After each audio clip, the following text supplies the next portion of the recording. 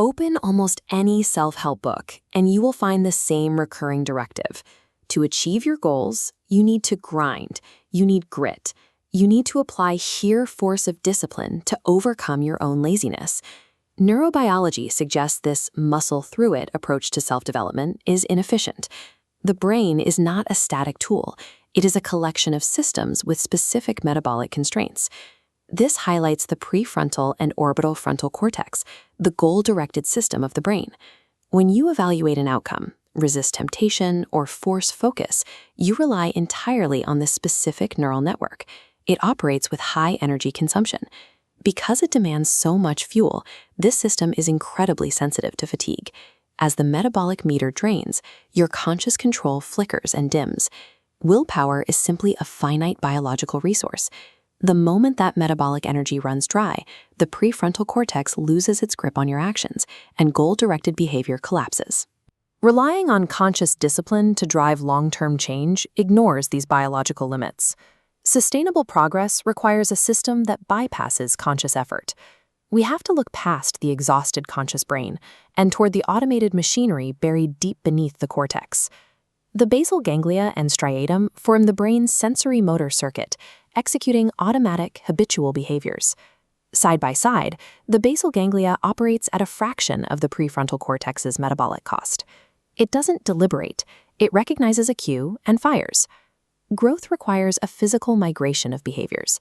You move an action from the energy-hungry prefrontal cortex into the subcortical circuitry of the basal ganglia.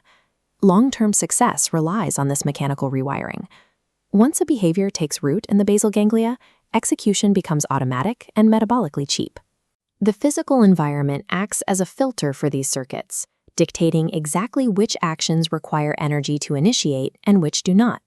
Executive control is sensitive to environmental friction. The 20-second rule shows that reducing activation energy by even a few seconds increases the likelihood of action.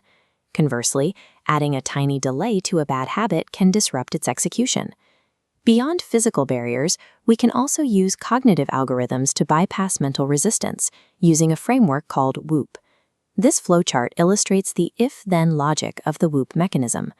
By mapping a specific obstacle to a predetermined plan in advance, the brain recognizes the barrier and routes right around the block without needing to stop and deliberate.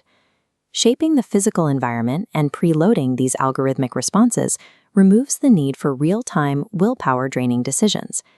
Action initiation also depends on an internal neurochemical engine, dopamine. Dopamine signals incentive salience. It assigns a perceived value to a goal, creating the internal drive required to pursue it. This line graph tracks dopamine stacking. Frequent exposure to high stimulation rewards spikes the system, but when the spike ends, the baseline crashes into a deficit. In this depleted state, the brain loses its sensitivity to tasks that require effort. To push through this deficit, we can use the Zeigarnik effect.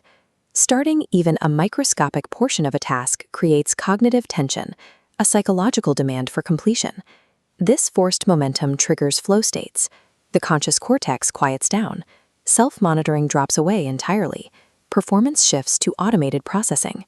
By protecting the dopamine baseline and forcing microtask initiation, you can enter states of hyperfocus that feel effortless.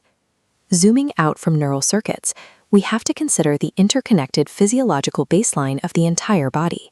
These cognitive strategies depend on a functional physiological foundation. Attempting to install new habits on a neglected biological baseline often leads to failure. Building habits requires neuroplasticity, which relies on molecules like brain-derived neurotrophic factor, or BDNF. The body generates BDNF in response to physical exercise. Without movement, the brain lacks the raw materials to form new pathways. The actual transfer of memory, along with the clearance of metabolic waste, is strictly dependent on achieving sufficient REM and slow-wave sleep. When stress threatens focus, autonomic breathing acts as a mechanical override. Patterns like the physiological sigh engage parasympathetic pathways to lower nervous system stress and restore cognitive control. Sustainable change is a problem of architecture. When the biological hardware and cognitive software are optimized, progress follows the path of least biological resistance.